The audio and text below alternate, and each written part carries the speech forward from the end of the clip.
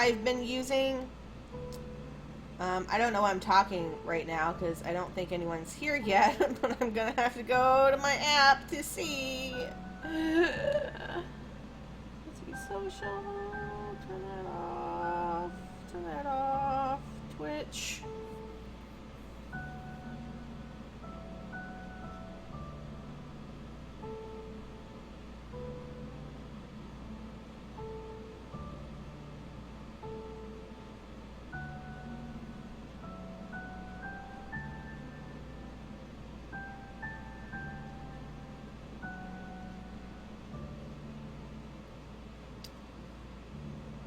Okay, it looks like I'm live.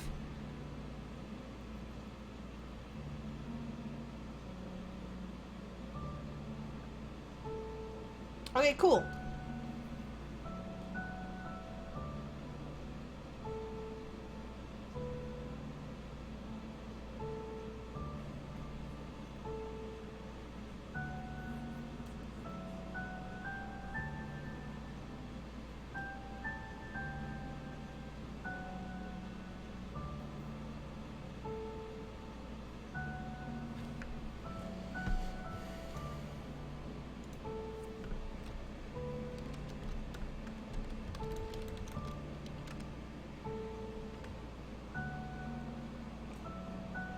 Okay, cool. It's not showing me that anyone's in, but I have confirmation that someone's in here.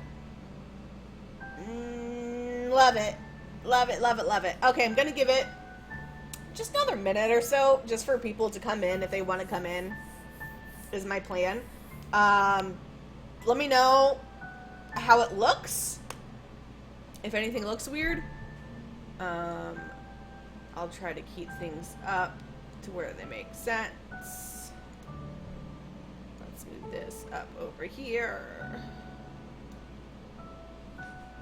Oh, hey, Abby's here. Abby, you're the only viewer showing. Let me turn off my AC. Okie dokie. Okay, yeah, I'm just gonna give it another minute in case anyone wants to come in.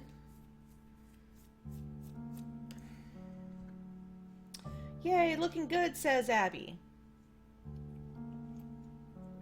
I'm gonna refill my drink. I am drinking lit alcohol.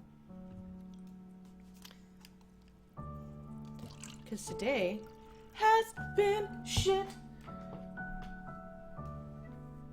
I'll try to pay attention to my phone. It was so much easier on the other streaming app I was using, because it was just right next to my screen when people were talking, and now I have to keep my phone up. That makes sense, Abby. I assume you're on Anna's stream or something, so you got to see everything.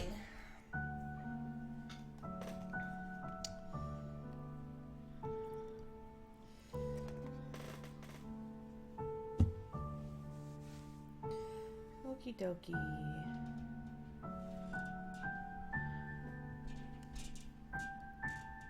Octopimp is live. I don't care about Octopimp. I need to turn off notifications for that. Octopimp is one of those people I know I'm supposed to be, like, a little into because of Homestuck stuff. But I was never into that Homestuck stuff, so it's just some dude named Octopimp. Okay. Oh, I have 3 viewers now. Sweet. Okay, I think I'm gonna go ahead and start. I have been told everything looks good. So hopefully everything also sounds good and feels good. So we're gonna start. We are on Dave, which should be obvious because that's what came out today, so that's what everyone is streaming. I have fought so hard today to stream this. I hope you appreciate it. Actually, I don't care because I'm doing this for me. Yeah, he did abandon us, Octopimp. I don't feel betrayed by it. Okay. Let us go ahead and start. It's been 5 minutes since I started, so that seems like a good time to officially start. Sort of. So,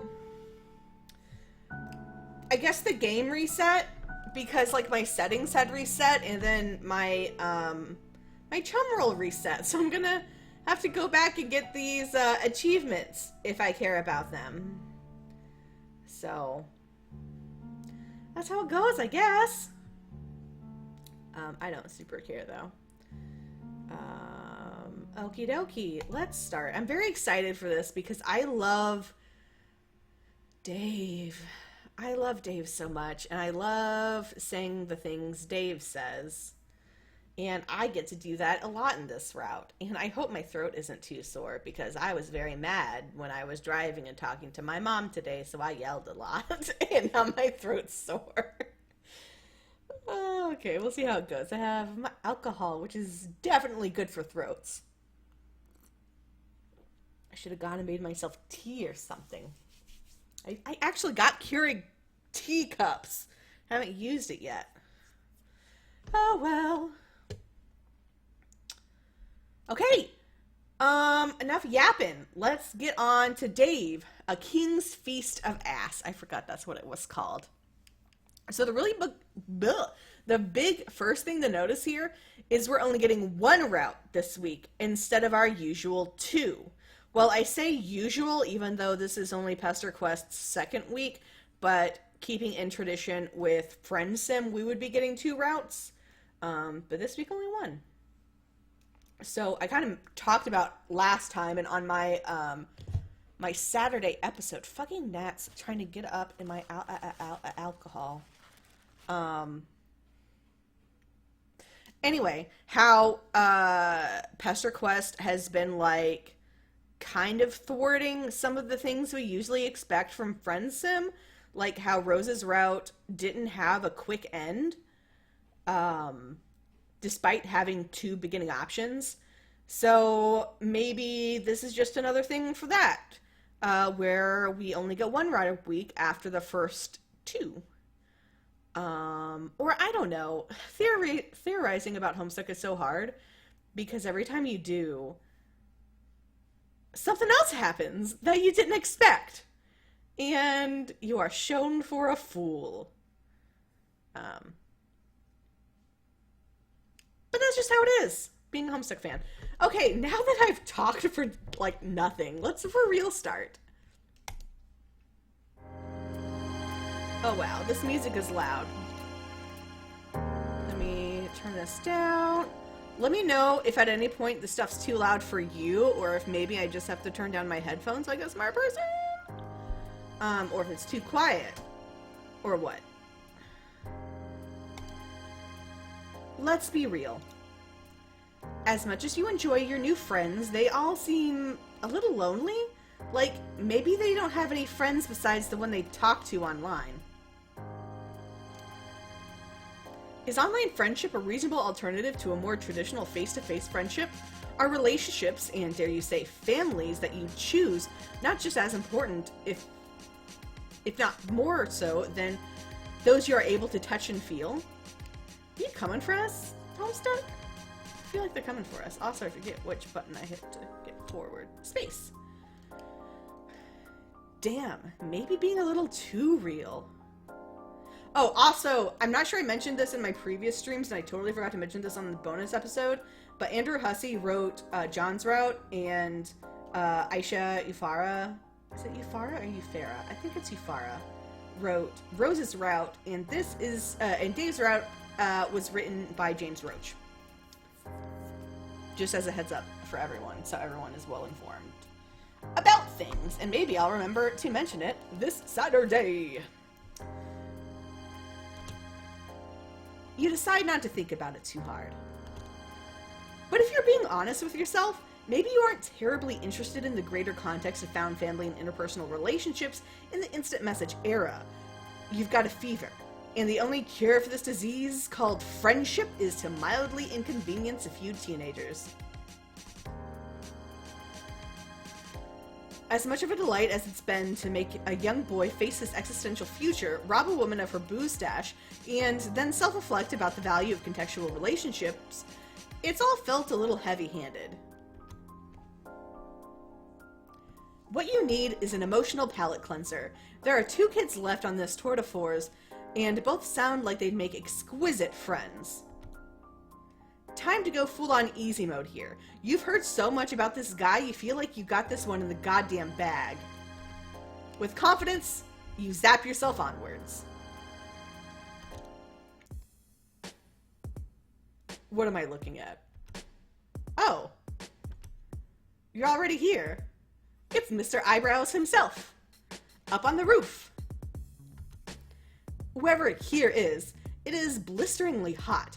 You nigh instantaneously regret your choice of apparel. Why did you instinctively put your hoodie back on over this robe?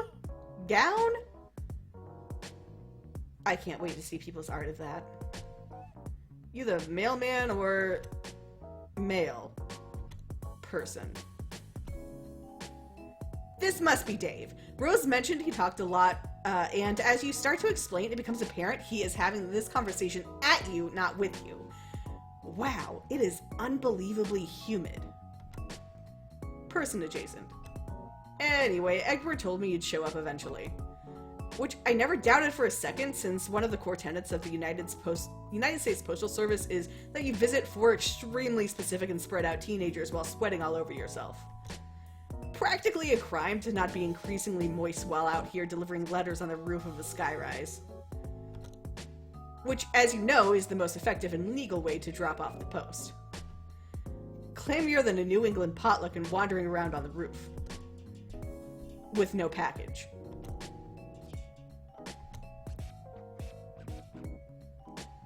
It is actually really cool how much this kid seems to talk at you, but you are barely listening. Has the sun always been that red? Has the sky always been that wavy? Are you alright? You're hardly alright. You tug at the collar of your soggy mess of a hoodie. This is an overwhelming oppressive heat. An almost impenetrable air fills your lungs as you try to take a series of shallower and shallower breaths. The world fades to white.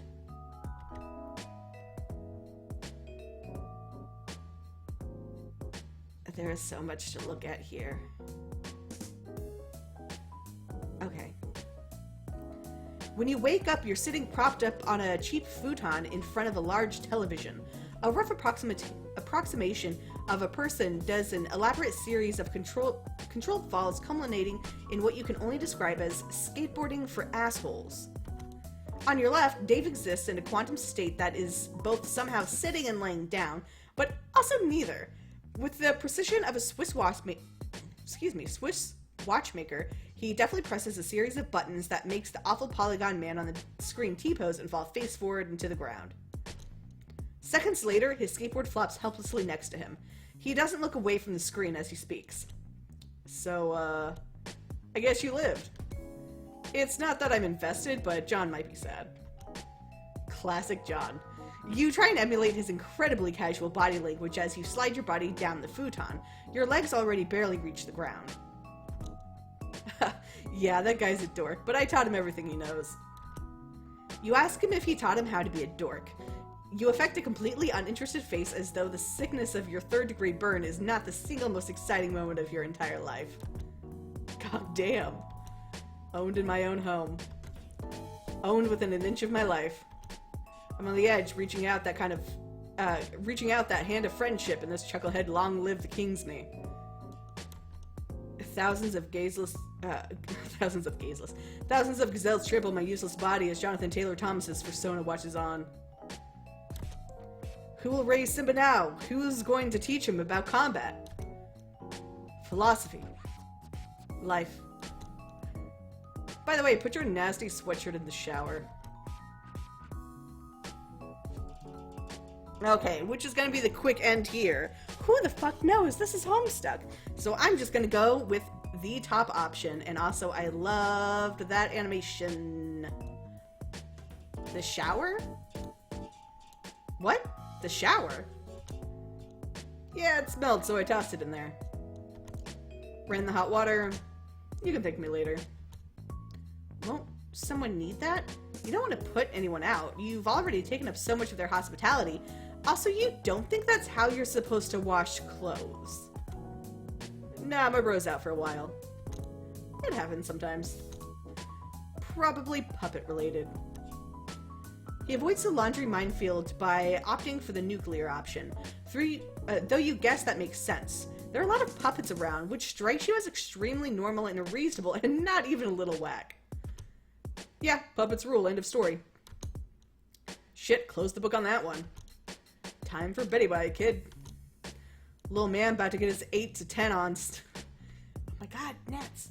Little man about to get his 8 to 10 on snug as a bug in the fucking rug.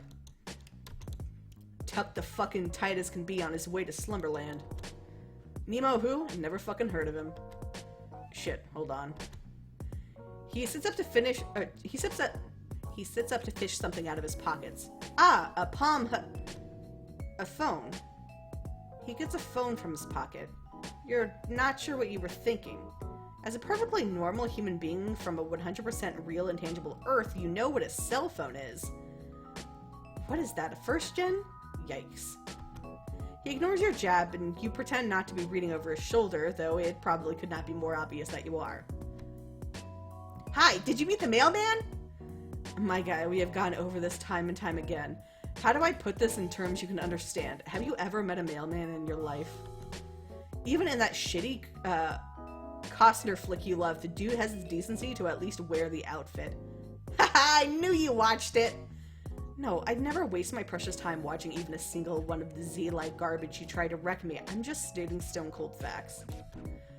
I just read an outline and browsed a few review sites to see what people were saying. I don't know, it sounds like that probably took a lot more time and effort than just watching the movie itself. What I'm saying is this isn't a mailman. I don't even think this is a person. You have thrust a person-styled entity into my life under the alluring guise of parcel delivery, which, if I'm understanding right, this clown isn't even very good on account of how bad they bungled the only delivery that mattered. At least Lalonde had the good fucking sense to be skeptical about this absolute fucking tomfoolery. Added a few more fuckings in there, but okay. Don't be a dick, the mailman's cool. John, I cannot stress this enough. You wouldn't know cool if it bit you right in the ass. Can you imagine? No. The dopest person you've ever met chomping away, just really getting up in there, eyes cold and ear deep in a king's feast of ass. That's so gay! Anyway, what the hell are you talking about? Try to keep up, Egbert. This will be on the quiz. He looks uncharacteristically startled as he glances back in your direction to find you only a few inches away, adamantly reading his private conversation with a friend. Jesus Christ, you're like a cat. How? How much of that did you see? You definitely didn't see him having a playfully flirtatious chat with a longtime friend. That's what he's asking you. I'm gonna cry.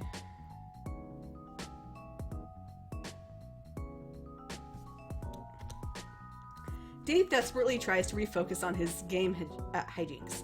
He makes his character, who you can see he has named Tony Cock, do what could be described as some insane flips and shit. Masterful. There's nothing at all flirtatious about two bros discussing eating ass.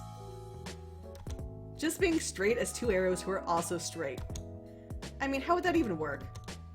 It wouldn't, that's how. That's all there really is to say about that. You reassure him that it's okay to be honest about his feelings. You're not here to judge him. John seems very nice. They would be cute together.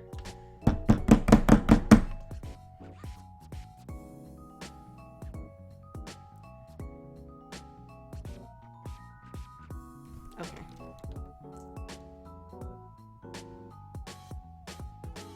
Oh, Abby's telling me I'm gonna cry! I am gonna cry!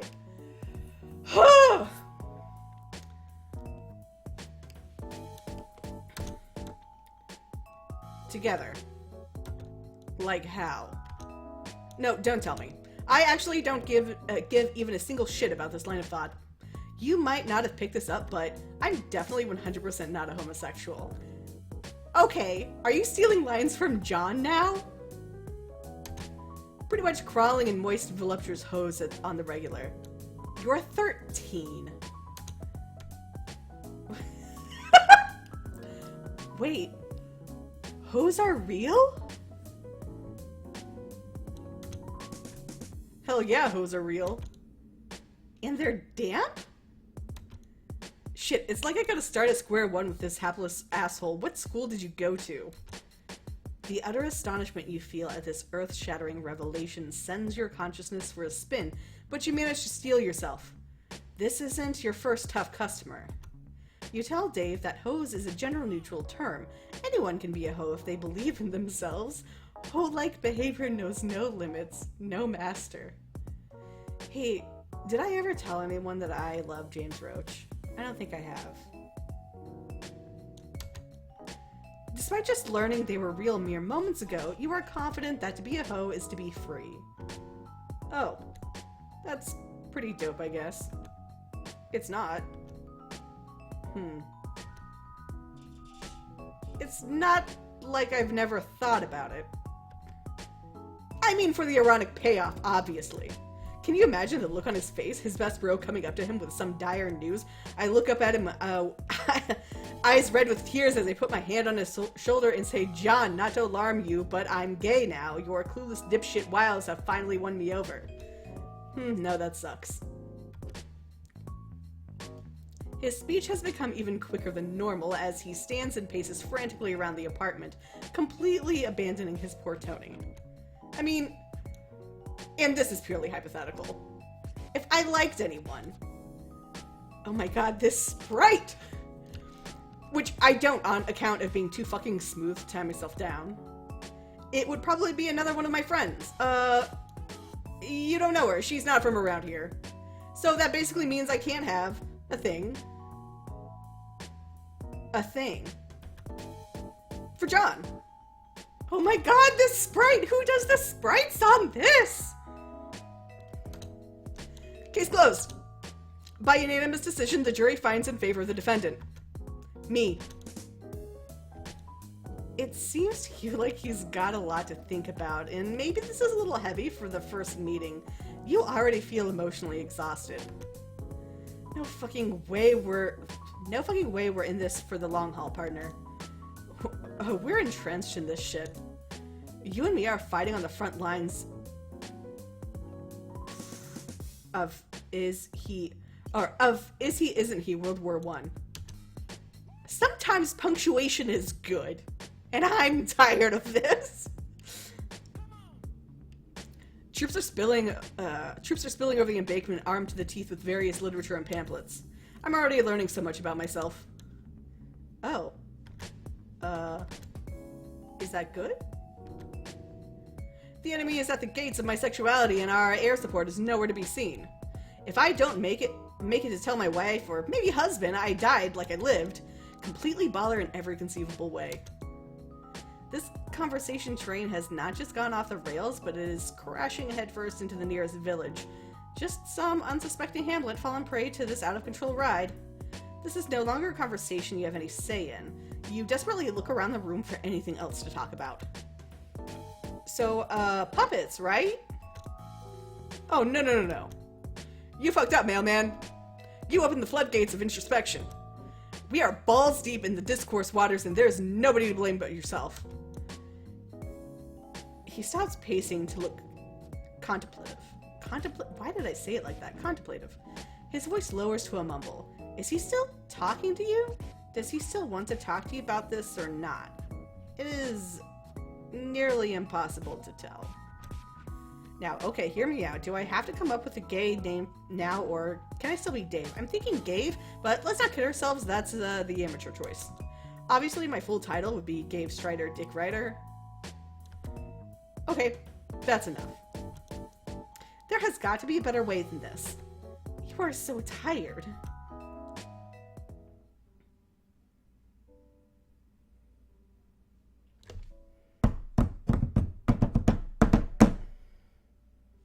Slamming the desk to express my feelings.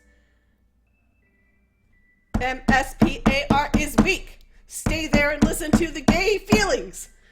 Stay there and listen to the revelation.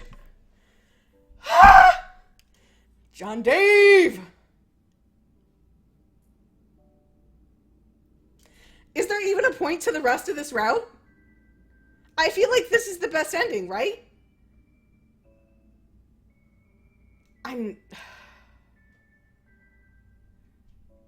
It is so good, Abby. It's so... I'm so full of so many feelings. I feel like this should have been the last thing I looked at. Dave Strider, Dick Rider. No, I haven't gotten to anything else yet, Callum. This is the first thing. Yes. When they get their memories back. By God. Oh my God. I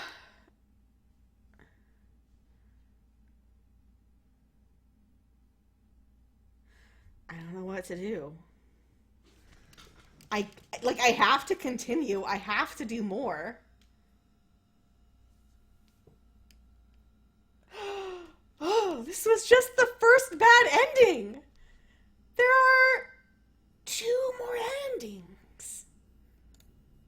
Theoretically, again, they could fuck us up. I'm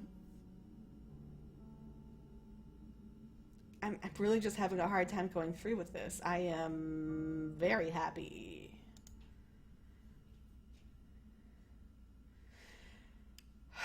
John Dave is just so good. Okay. Skip. Okay, I need a drink. I'm gonna love the good end. I mean, I love Dave. So, I'm sure I'm gonna love the good end. I just... I love the bad end so much. So what does the rest have for me?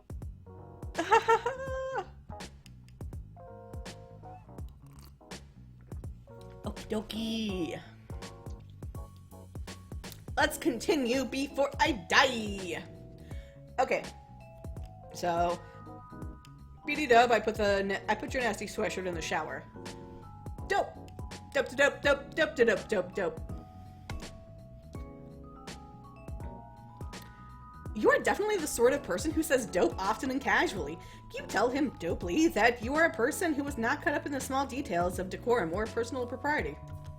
In fact, it doesn't bother you at all that he took your only worldly possession and tossed them in the shower while you were unconscious.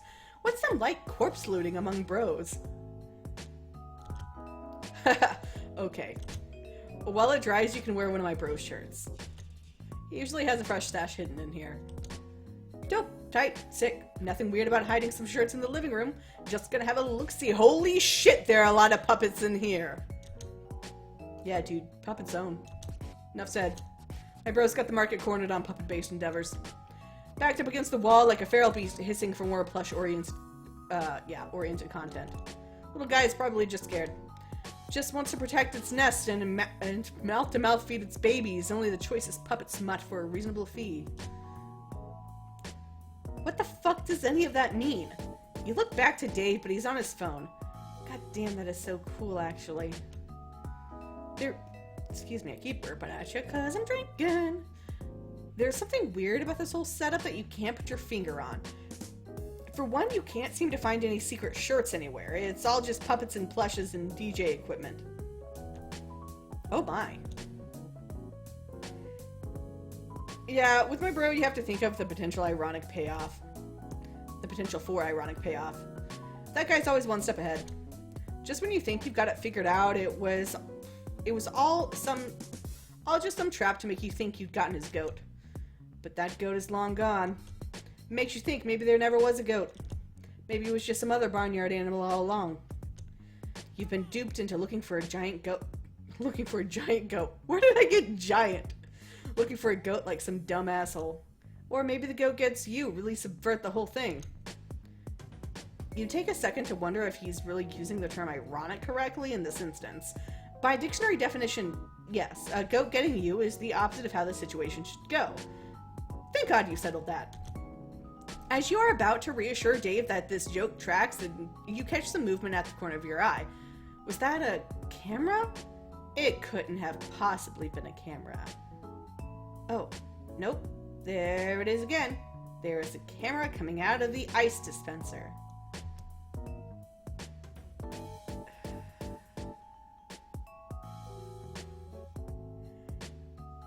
Sorry, I just have to take a second to take the backgrounds in. It whirs softly as you approach, its mechanical eye trained on you. How long has this thing been watching? Is this Dave's? You lean in to take a closer look, but your foot catches on something. You fall flat on your face. Dave seems too engrossed in the conversation he's having on his phone to pay you much mind, occasionally mumbling something out loud a few times before presumably typing it out. That's fucking adorable, Dave. You search for whatever it was that made you beef it so royally. You know, beef it, like fall down. That is a real phrase that humans say. A small tripwire stands taut a few inches off the ground. You must not have disturbed it enough to set off whatever contraption is attached to, apparently. Oh yeah, sometimes they're more of a psych out. You think, oh fuck, fuck me, I definitely beefed it, which is a phrase that is real. And you sit there, waiting on bated breath, prepared to be fuck deep in velvety marionette dick. And it never comes. You go the rest of your day just waiting for the payoff from your dipshit mistake. And it never comes. You wake up in cold sweats for weeks, yearning for a release that will never find you, and it hits you. You've been fucking bamboozled by the master yet again. There's no elaborate booby trap. No Rube Goldberg device set to enact a series of complicated shenanigans, ultimately resulting in being buried alive in Kermit the Frog's plush amphibious dong. Beautiful, really. Damn, bro, you live like this? I mean, yeah, I guess. Keeps me on my toes. Heels never meet the ground. A prima ballerina with a head full of dreams and nothing to lose. God's gift applies ripping a straight tasty Torin lair for my adoring fans. They go apeshit for this sort of thing, but it's just another day in the life of a dancer extraordinaire, Dave Strider. Haven't fallen for a trap like that since I was a baby. Trained. Real rookie mistake, man, looking tired, maybe. Drained. Oh, I'm supposed to be rapping now. Sorry, I'm not going to. I'm very, very white. Oh my god, is he mumble rapping at you? This is the greatest day of your life. God. More plush ass than a puppet lost and found. King Strider drops the illest fires, cause heavy is the crown. Rhyming puppet with puppet. Call that puppet rhymes. Killing all ventriloquists. Puppet on puppet crimes. He goes on like this for some time with what could be described as bars of a similar caliber. The narrative focus shifts to your inner thoughts out of necessity because it turns out writing raps is really hard. Mood. He isn't exactly great, but you're not really a rap expert despite your social media opinions might apply. Unless you count Hatched to Dance, which of course you do. Why wouldn't you? Wait. What? What does that mean? Why did you think that? The whole scenario feels a little weird and familiar to you. All of these kids feel familiar to you. You learn something new about Dave and you feel like you already sort of know it. You can't place it. Despite having met Dave no less than half an hour ago, something feels just slightly off about him. Something about his actions feels so performative in nature, like he's pantomiming in front of an audience. Oh no, James Roach is gonna make me cry. As Dave continues to rap, you remember that you are in front of an audience. You cast a glance over to the camera, but also to the hundreds of stuffed little creatures staring at you with their lifeless eyes. Amidst your revelation, we check back in on Dave because I'm getting paid to write this, so I should probably make with the fucking jokes already. Master of my tool, I'm the ace. Hardware. Got more hose than a gardener. Yard care. Nice. The chaotic and surreal energy of this scene sends a shock of nervous energy down your spine. You feel alarmingly nude without the comfort and familiar warmth of your sweater. There is something about it that grounded you, something that felt like home. Dave concludes his masterpiece with an elaborate series of yeahs and uhs just as you see the camera turn away from him ever so slightly to focus on something else before retreating back into the ice dispenser. It almost makes it look a little bashful. That's kind of adorable, actually. Despite the fanfic you've written in your head about a cool kid and his new best robot friend, the reality of the situation sets in. You have yet to make friends with this character, and it all has kind of felt surreal and weird to you. Maybe it's time to zap back and hard reset this continuity and try again. Continuity and try again. What does that mean? Feels like I'm missing an important part of the puzzle here. Oh, did he read or hear that? How does this work exactly? Sometimes you just narrate what you're thinking. Kind of a baller move.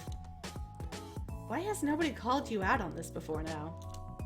You put your hand on the counter to stabilize yourself and your fingers brush up against something... Words! Clandestinely polo. Just barely poking out beneath the pile of discount plush nobodies is a neatly retail folded shirt. Wear the shirt! Don't wear the shirt! I'm gonna go with the top option again.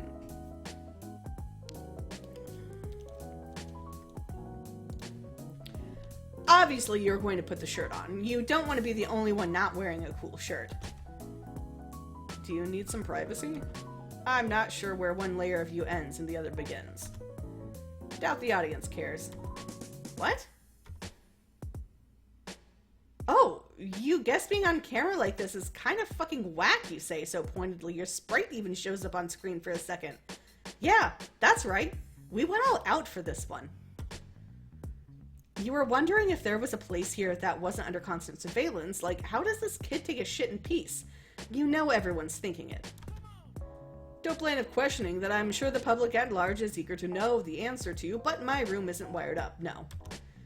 About to get you fired up, though. Menageries multiplying with maybe not this second. Alright, damn. You accompany Dave down the hallway to his room. You hear the shower on as you pass the bathroom, and you peek in to see your hoodie and nice gown in the tile being uselessly wetted by a low-pressure stream. You're welcome, BTW.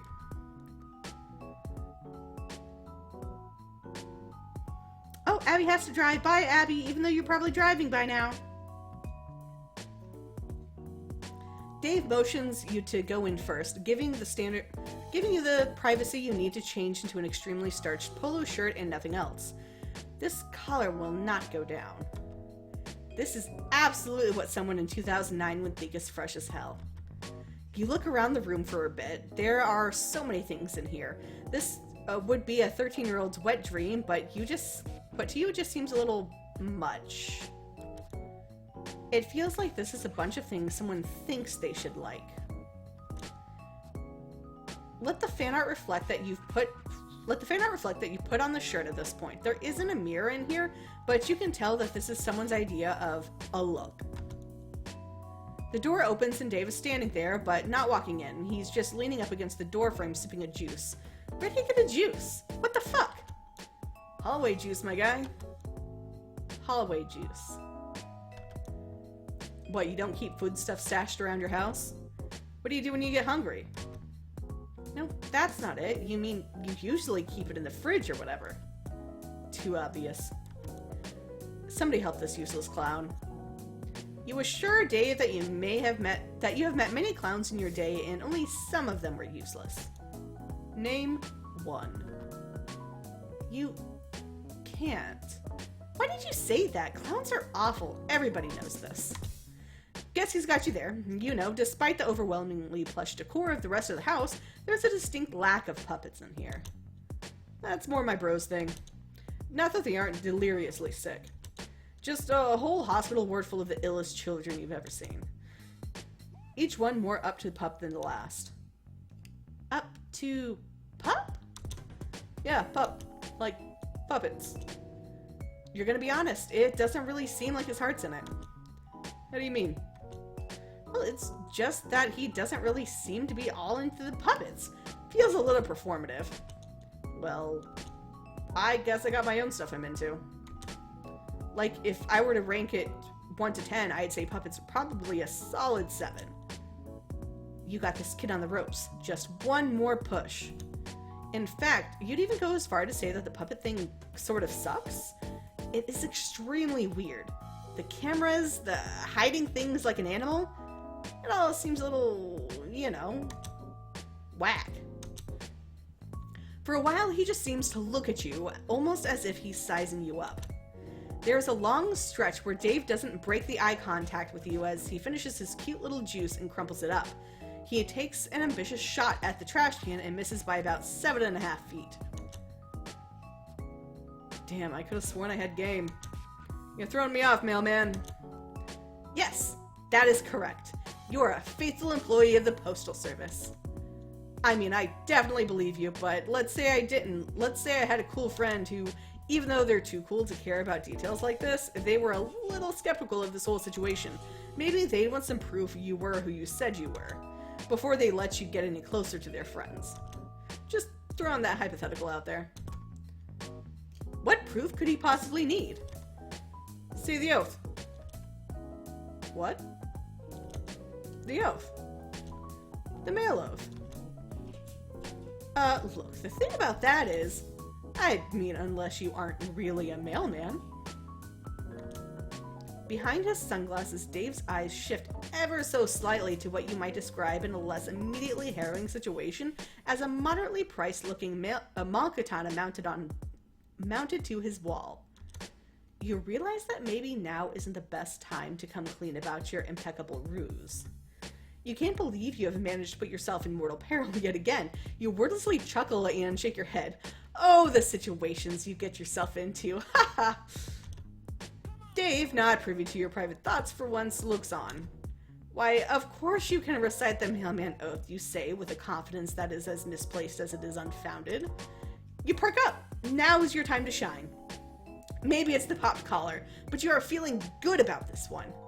You got this. You have lied to tons of kids. One more and it will all be smooth sailing from here on out. You open your mouth and there is a brief moment where everything feels like it is going to be okay. You immediately start sobbing and crumple to a disgusting mess on the floor. Oh, fuck. Wow, okay. Jesus Christ. You're not a mailman! You don't even have a real mailman outfit. You're a fraud! You don't even know how much stamps cost! Oh my god. Jesus, just... Okay. It's gonna be alright. Dave squats down next to your deflated body and pats you a little awkwardly on what he assumes is your shoulder. You say you're sorry you tricked him. You just wanted to impress him because John said he was so cool. It's fine, I guess. Fuck, dude. Get a hold of yourself. He tries to get up, but you are desperately clinging to his shirt, confessing everything. Confessing to made-up crimes you didn't even commit. Look, my guy. We all make mistakes. Please stop whatever this is. I'm pretty sure you are harmless. And I don't think you actually killed anyone with your ass or wherever accessory to burning down an alien mall or whatever insane shit you just said.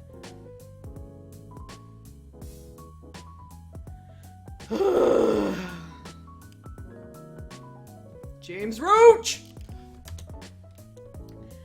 Yeah, you kind of got caught up in the moment and just started saying made-up shit. You ask Dave if he's mad at you. Nah, dude. Get up. Dave helps you back up onto your feet. You come clean in only slightly more controlled and dignified way this time. You explain how there are these huge gaps in your memory, and that you somehow ended up with these abilities that let you traverse space, time, and sometimes even reality itself. Dave doesn't say much for a change, and it doesn't seem like he's listening at first, but you think maybe he just has one of those faces. Let me get this straight. One day you just appeared in a suburb. I almost said S-burb. No memories, except that you have some mysterious teleportation power. You dig through some unsuspecting chump's mail looking for clues, and through some ridiculous universal happenstance, you just so happen to stumble upon the most gullible fucking dork in the universe. Befriend him. Also, I'm there via text. Egbert gives you a list of friends to visit out of all the choices available to you, myself included, and you go see Rose first. Rose fucking Lalonde. Even though we built up such a good rapport when I told John you weren't a real mailman. Called it, BT-dub. Your first instinct is to visit the most heavy-handed of all of us for some light kinship. A power move, I guess. Mailmen out here Mailman out here wave dashing for friendship. Can't even spare a neutral for an old Strider, huh? Won't even back into a corner and spam your ranged attack for the old D-man. A tragedy in 2 acts. Both acts are titled Betrayal.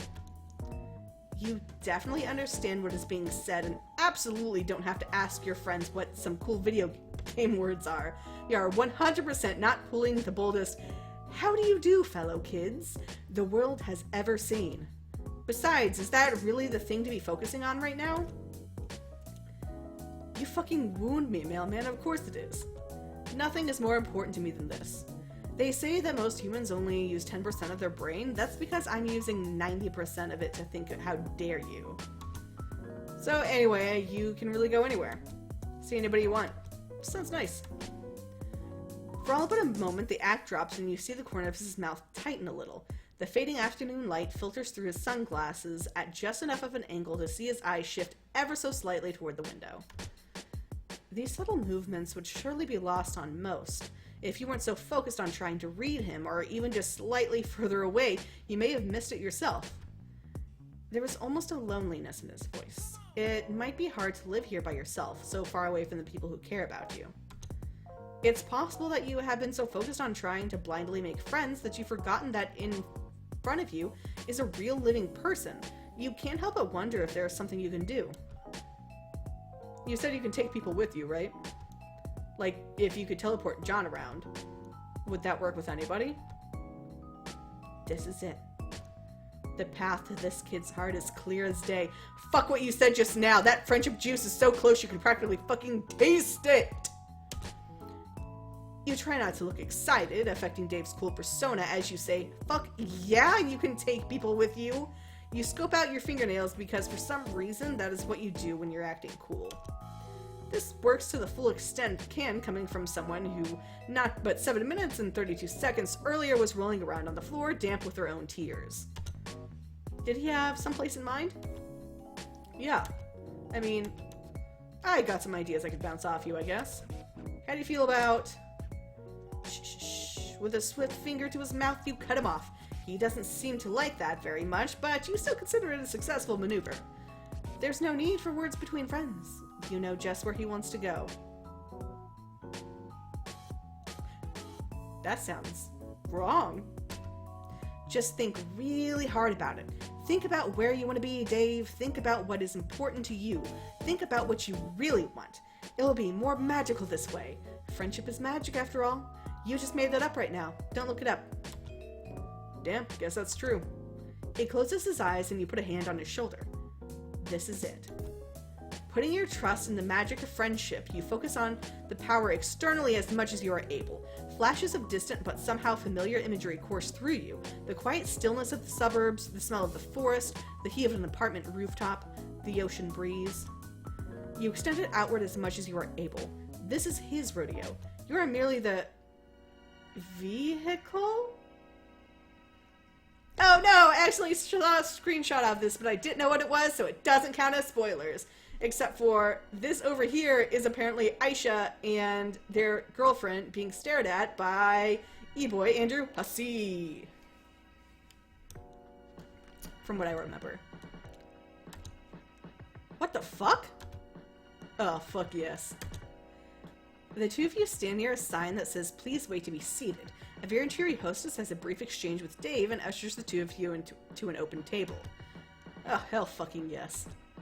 There's no mistaking it. About to get my motherfucking breadstick on. This is absolutely an Olive Garden. Fuck yeah, it is! When you're here, you're family, dog. While you're still new to this, you can't really seem to detect any irony in his voice. You thought for sure he'd want to go see his friends. You thought you had him figured out. First and last mistake, mailman. But you'll learn. I'm a mystery.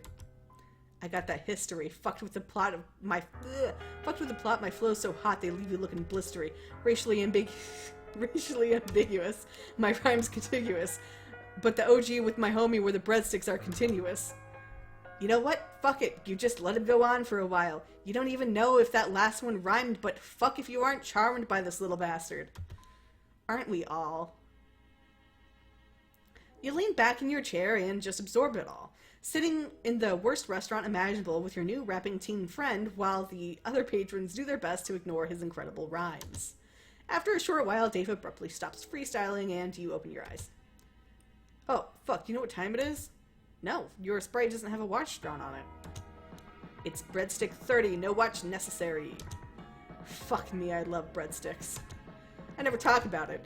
This is a very real and hidden character trait that nobody knows about me. Well, that sounds like a very real and hidden character trait that nobody knew about him. And we are certainly not finding this out now because a series of seemingly unrelated events that possibly change the continuity of this universe, allowing these sort of otherwise narratively unimportant traits to shine through. Wow, he is really going to town on those breadsticks. Maybe this is all friendship needs to be. Spending some quality time with a solid bro and just absolutely decimating some bottomless breadsticks at a bad chain Italian restaurant. Maybe the real lesson here is friendship doesn't have to be grand gesture or high adventure. Maybe the real friendship... I understand you're having a moment, but I'm absolutely going to eat your breadsticks if you don't stop talking about what friendship means to you. Yeah, man, whatever you want. He's so sweet! He's a cute baby! Love baby Dave! Pinch his cheeks!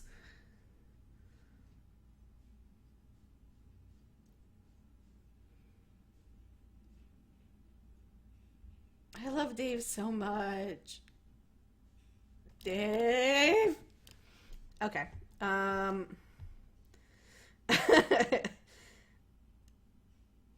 Yeah, that was amazing.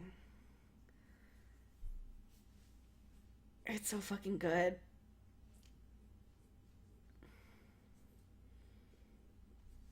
Okay. So, I didn't realize, I don't know, I think, like, Olive Garden is, like, a fandom thing that I didn't realize about whenever I have my own,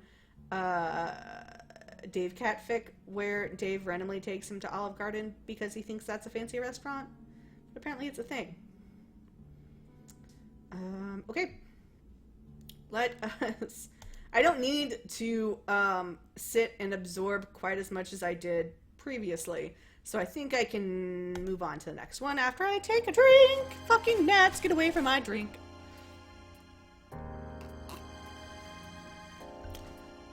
Okely dokely. Skip. Dope dope dope. Skip. Don't wear the shirt. Oh, I didn't even notice the camera in the background. That, like, it was actually animated. Coming down and shit. The more you know.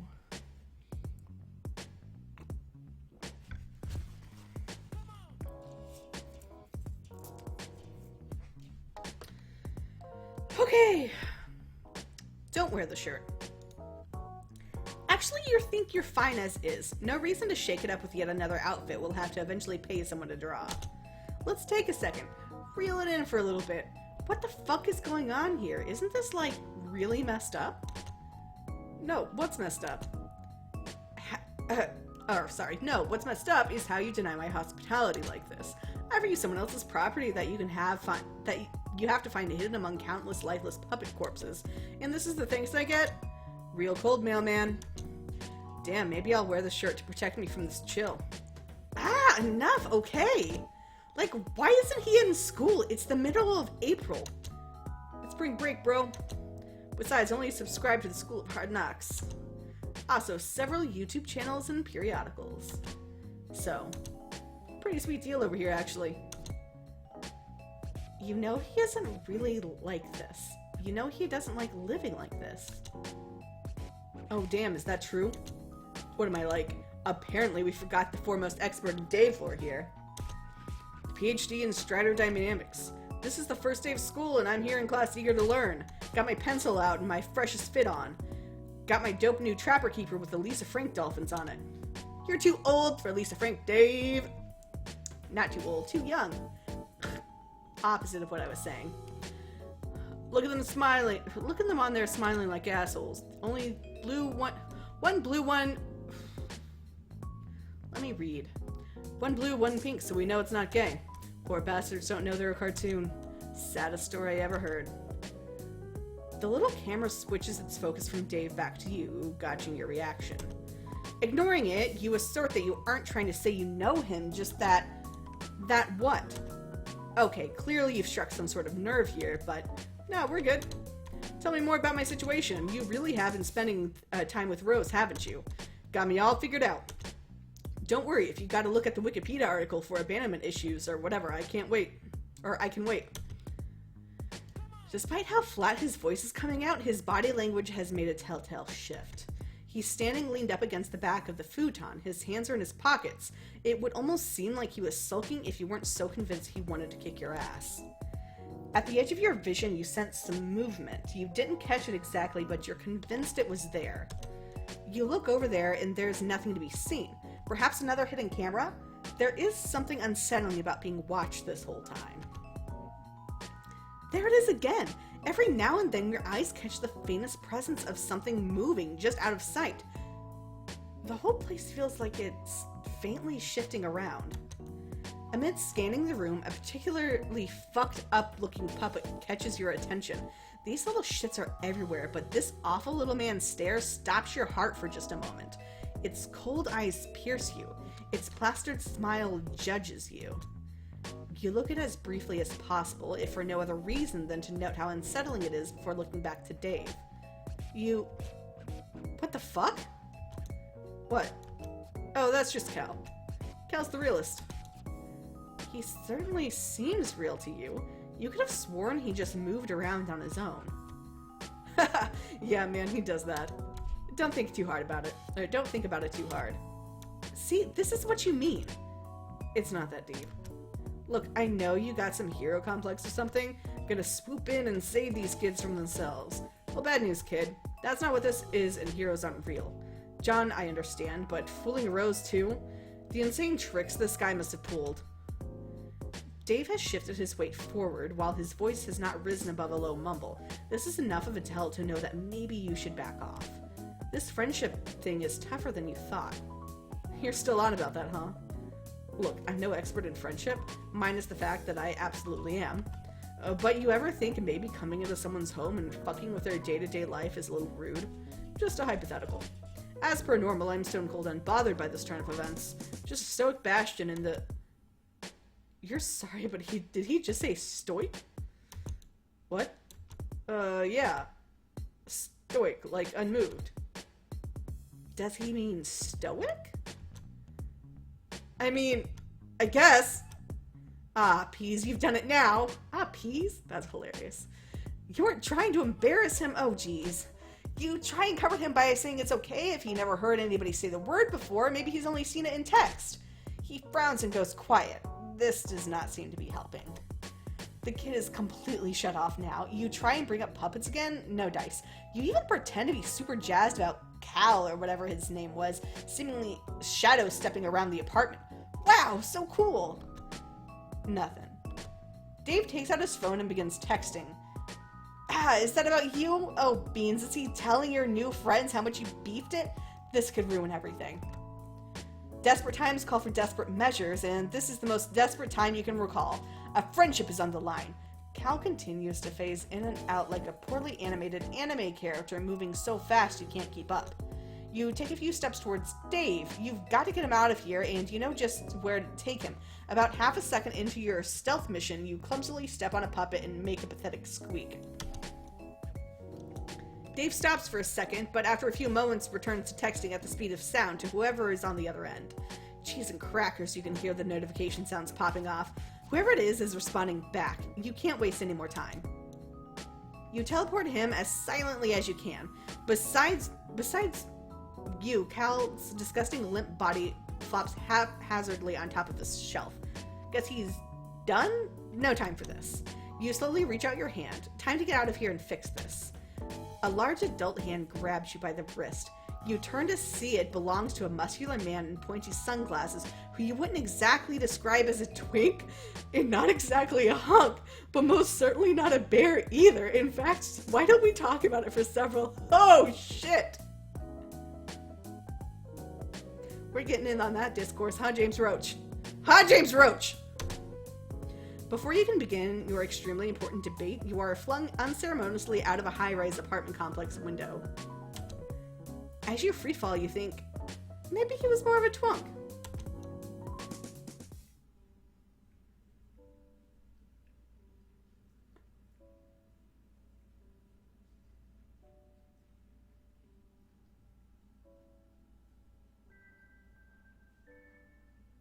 How do we feel about that, huh?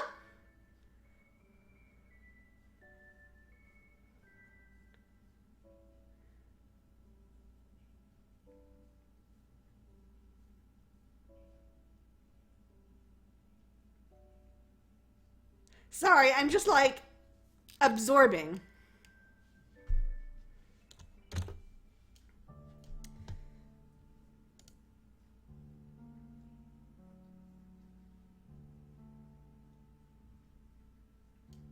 That was some shit, huh?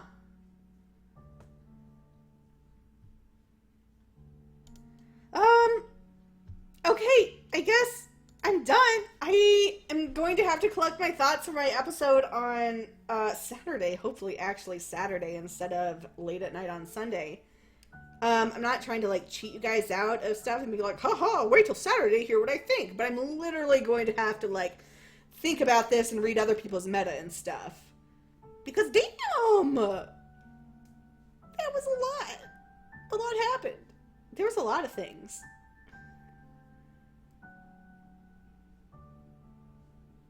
A lot of implications there, I think. And, you know, I'm not really surprised about how it turned out. Like, everyone was joking about how MSPAR was going to dump Bro in the ocean, but, like, confronting Dave about how shitty his situation is at this point in his life, I could definitely see him getting hostile like this. Like, that makes complete sense. And I think we just didn't want to expect it because it's more fun thinking about Bro drowning in the ocean. But, that's how it be. So, John Dave writes. John Dave.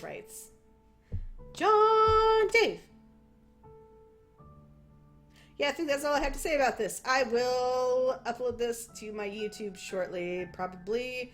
And I will see you guys on here in 2 weeks. Thank you guys for stopping by and everything. It was a lot of fun.